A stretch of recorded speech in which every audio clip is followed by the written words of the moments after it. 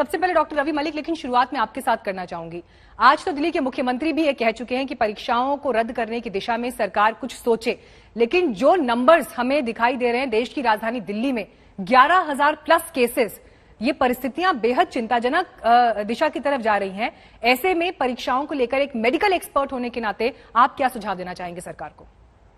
देखिए, as a medical expert मैं 2-3 चीजें आपको तथ्य रखना चाहूंगा। पहली चीज तो ये है कि केसेस बढ़ते जा रहे हैं, पिछले 1 महीने में 10 गुना बढ़ गए हैं और इस वक्त केसेस का आंकड़ा ऑल टाइम हाई है। देखा जाए तो आज भी हमारे देश में 1,61,000 केस हुए हैं। अमेरिका और ब्राजील को हम हफ्ता पहले पीछे छोड़ गए थे, इस वक्त वर्ल्ड में हम नंबर 1 पे आ गए हैं। तीसरी चीज जो सबसे ज्यादा चिंताजनक है कि 18 साल से छोटे बच्चों की वैक्सीन हमारे देश में अभी अवेलेबल नहीं है और 18 साल से छोटे बच्चे 41% हैं अगर उनकी हम पूरी गिनती करी जाए। सबसे बड़ी चीज ये है कि जब हमने शादियों के ऊपर रिस्ट्रिक्शन लगा दी, 50 लोगों के से ज्यादा नहीं होंगे, फ्यूनरल पे ऊपर लगा दी, एक बच्चे की परीक्षा सेंटर में ना केवल अभिभावक आएंगे, ना केवल बच्चे आएंगे, टीचर्स आएंगे, एग्जामिनर्स आएंगे और पूरा जमावड़ा उसके अंदर होगा, तो ये सुपर स्प्रेडर बन सकते हैं। तो इसको हमें सेगमेंट कर देना चाहिए। 10th क्लास, क्योंकि बच्चे ने 11th में उसी स्कूल में रहना, उसकी स्ट्रेटजी अलग होनी चाहिए। 12th क्लास बच्चा स्कूल से बाहर जाएगा, विदेश जाता है, कहीं पर भी जाता है, उसकी स्ट्रेटजी अलग होनी चाहिए। तो पहले तो इसको बांट के हमें 2 भागों में बांट देना चाहिए।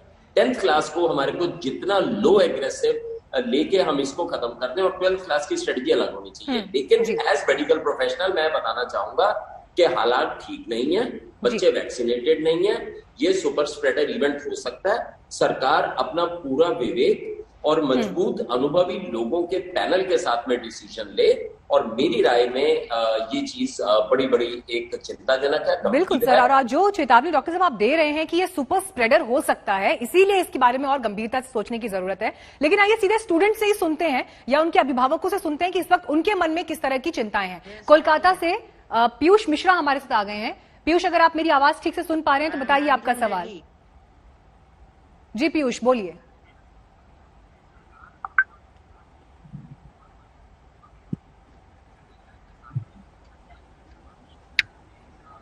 पीयूष, अगर आप तक आवाज पहुंची तो प्लीज अपना सवाल रखिए, हम सुन रहे हैं आपको।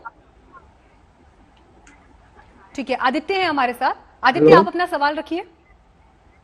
आदित्य शंकर।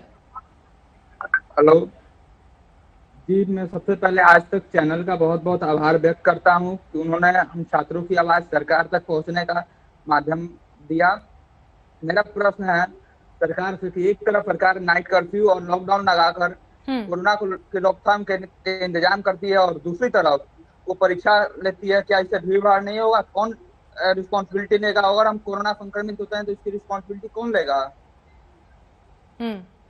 कोलकाता से पीयूष हमारे साथ जुड़ रहे हैं और उन्होंने एक बड़ा सवाल यहां पर उठाया है कि अगर कोरोना पीड़ित हो जाते हैं तो ये जिम्मेदारी कौन लेगा, और यही वो सवाल है जिसकी वजह से अभिभावक भी चिंता में है। लेकिन 10th के स्टूडेंट्स की जो परेशानी है और 12th के स्टूडेंट्स की जो परेशानी है, इसको अलग अलग चश्मे से देखने की भी जरूरत है। एक्सपर्ट्स का क्या कहना है इस पर वो भी हम जानते हैं। जुबिन जी, जब इस सवाल को लेकर मैं आपके पास आ रही हूं, क्योंकि देखिए दोनों क्लास के स्टूडेंट्स के चैलेंजेस अलग हैं, ऐसे में क्या एक बीच का रास्ता हो सकता है? देखिए, जहाँ तक 10th का है, जैसे पिछले साल भी हुआ था, पोस्टपोन करने का पहले डिसीजन था, फिर उसको जितने एग्जाम्स हो गए थे उसी बेसिस पे स्टूडेंट्स को प्रमोट कर दिया गया था। इस साल भी ये एक wait and watch 10th class के लिए ले सकते हैं, क्योंकि देखिए सीबीएसई और गवर्नमेंट के लिए कठिनाई ये है कि 4 मई के एग्जाम को यदि वो पोस्टपोन करते हैं, वो आज तो नहीं बता सकते कि कब हालात ठीक होंगे और कब क्या नया शेड्यूल होगा और कब शुरू होगा।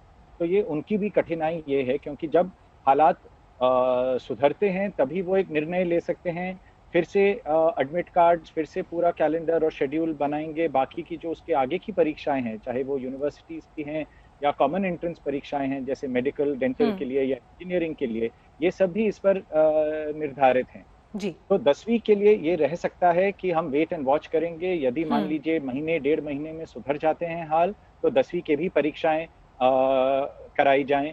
12वीं की परीक्षाएं रद्द नहीं की जा सकती, ये बहुत जरूरी है। बहुत जगहें यूज होती हैं, चाहे वो एडमिशन्स के लिए हैं, चाहे देश में विदेश में, यहाँ तक कि पोस्ट ग्रेजुएट लेवल पे भी 12वीं के मार्क्स की अहमियत रहती है। तो इसका तो आपको रुकना ही पड़ेगा। यदि आप पोस्टपोन करते हैं तो ये एग्जाम्स आगे में कंडक्ट करने ही पड़ेंगे, इसको आप कैंसिल नहीं कर एक सकते बड़ा और ना आप चैलेंज है इसको जिसकी ऑनलाइन रख तरफ सकते। जुबिन साहब आपने इशारा किया। वाकई ये एक चैलेंज है कि 12th से आगे जो है करियर के लिए बच्चों को जिस तरह से बढ़ना है, उसमें अगर परीक्षा और उसके नतीजे नहीं होंगे तो फिर आगे की राह कैसी होगी।